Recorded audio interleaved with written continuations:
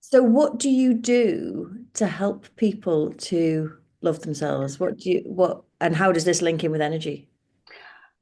Words. Okay. It's all, for me, the biggest thing I find, the biggest transformation I find with people happens when we start to get really curious and really open to exploring words, the language, coming back to, everything has that energy, and the words we use with ourselves, whether or not it's in our thoughts, whether or not it's in the way we talk about ourselves, even to the extent of the way we talk to other people, all of those words have energy, and they have a frequency and a vibration. And for me, it started. So I have, like, my mother's not the only alternative aging hippie out there, and if she heard me talk about her like that, I'll probably get clipped around here, Sort of. But my aunt is also very alternative and has had some very interesting uh, sort of like diversions on her journey of life. And we went on holiday with her one year. I was about 20. I was in my early 20s. I can't remember, and I won't sit here working it out. And she, every time we ate, she would get out these little tubes of colored water. She had like trays of them, and they all had a different word, and she'd bless our food with it. And I remember sitting there just sort of going, oh, good God, this woman is, like, what next? I mean, we've been through everything with her, like, all sorts. If it's been out there, she's tried it in this sort of like, what's it, in the quest for eternal life, eternal youth, I think. And I just remember sitting there and going, right, she really has lost it this time. This is bizarre. And probably a couple of years later, she was a few years later because my first child was born. I was sitting at a friend's waiting for them to finish on a call, and I just picked up a book and I started flicking through it. And I like pictures, I'm not great one for words, to be quite honest. And this was a picture book by a Japanese guy, Dr. Emoto. I can't remember. I was going to Google actually his full name because I keep doing it. Dr. Emoto, but I know if you Google Dr. Emoto water, it will come up with it. And it was pictures of ice crystals and what happened to the ice crystal formation with different words, different music that came. And like, I used to go out to clubs, and there would be some music where it felt like it felt wrong. I would start to feel physically like really uncomfortable, nauseous, and then other types of music, would didn't have the same effect. And of course, if we think about it, sound is just energy; it's the vibration. So it's sort of like that. I realized when reading this or looking at these pictures, I say, not reading, looking at the pictures, that what was happening was the vibration from that music was actually affecting my physical being. Again, let's come down to it. At the end of the day, we're 70% water. We're a lot of carbon, or rest of it, but a lot of this human body is water. Um, and that very frequency was it. But the pictures of the ice crystals that formed with words like love and gratitude and forgiveness are so beautiful. Like, they're pieces of art. And then the pictures of the crystals, the ice crystals, from words like hate, or from anger, from heavy metal music, were like some sort of like really discombobulated, abstract. Like, they were quite ugly. Don't want to use that word. I try not to use that word. Go back to where we were. And so it's sort of like, hang on a second. Then, we can look at it. There is so much evidence. IKEA did an experiment where they had two plants in their entrance, and you were asked to speak nicely to one plant and speak horribly to the other. And the plant that was having all the compliments grew bigger and stronger. And that's when I sort of thought, hang on a second, there is something in this. And maybe my aunt blessing water, blessing our food with these words wasn't quite so strange. But the language we use with ourselves is going to affect the way we feel, and it's the energy around them. And it's, I can ask you to For example, if you really feel into your body, if you can bring yourself down into your body and feel the sensations, and then say, words that don't aren't particularly comfortable. I hate you. You're ugly.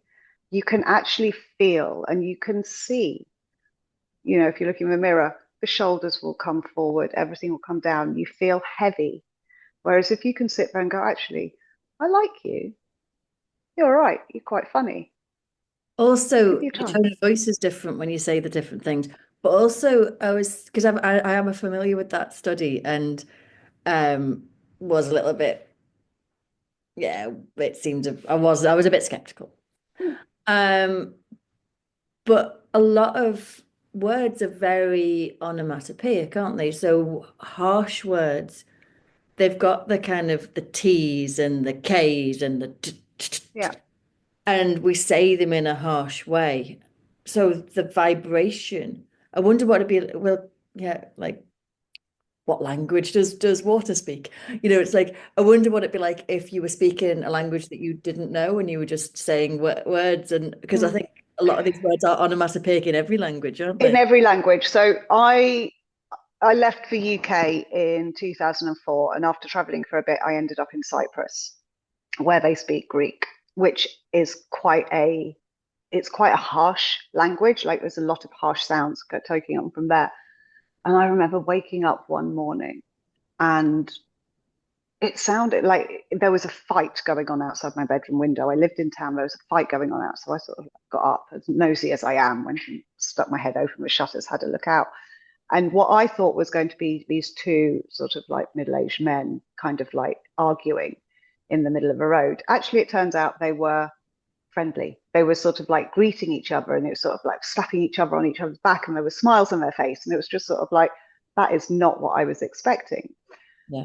Now, I loved Cyprus for a long time, but actually the people there, they're they're quite angry. They're quite aggressive. There's quite a lot of sort of like, I don't know, the shoulders are up. There's absolutely, I mean, road rage in Cyprus is, something on another level. There was a lot of selfishness. And I say I met a lot of lovely people, and actually that's where I read the book. That's where I first picked up this book from Dr. Emoto. So there are some open-minded people there and others there.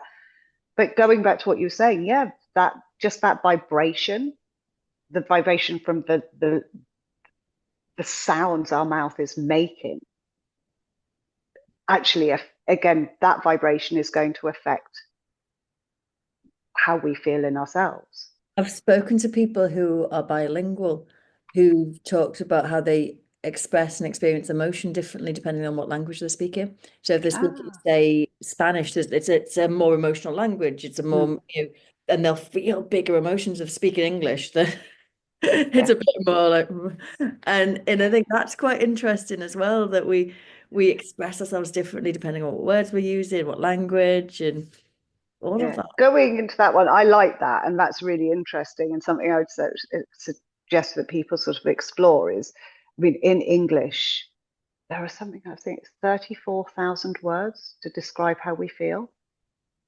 And according to Brene Brown, um, a lot of the people that she researched only have 3 words each for emotions. Really, well, most people I talk to, because when in a lot of the work I do, in fact, all the groups, whether or not it's one-to-one or group sessions, everything, I will always say, right, how are you today? And when I start working with people, it's yeah, all right, not bad, good. And I'm like, yeah, no, that's not going to cut it. Let's expand. Let's actually, let's use some of these words, because when we not only that, when we can get curious about actually what is it I'm feeling, it helps us get to know ourselves a bit better. But when we can use a word, I don't want to say the correct word, but when we can use a word that more accurately describes what we're experiencing, it gives us a sense of empowerment. It gives us something to then work with.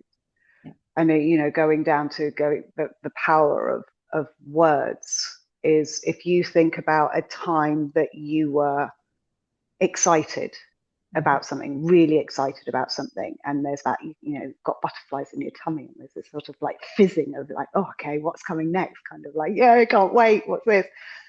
And then if you think about a time where you're really scared and really anxious and really sort of nervous about something, actually the physical sensation's the same.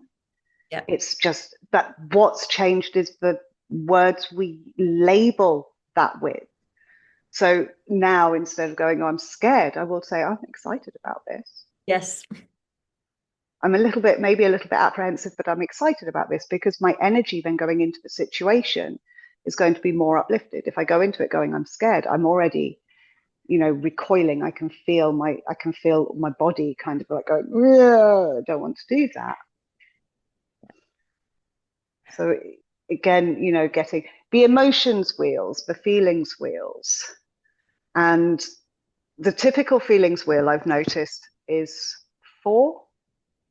Uncomfortable, even to the extent I don't call emotions now positive or negative. You've got the comfortable ones and the uncomfortable ones. There is nothing positive and negative in this Yes, world. I agree. You know, my soul has got no idea what good and bad is. My soul has come down to just experience everything, and it sees all of it as fantastic. Society has shown me or told me that some of it's not supposed to be. So you've got the comfortable and the uncomfortable emotions. On the traditional feelings wheel, you've got 4 uncomfortable emotions and 2 comfortable. There's a fantastic one, and if you Google for it, that gives you one that is just comfortable emotions, and then one that is just uncomfortable emotions, and that we can start to actually expand our vocabulary. Nice.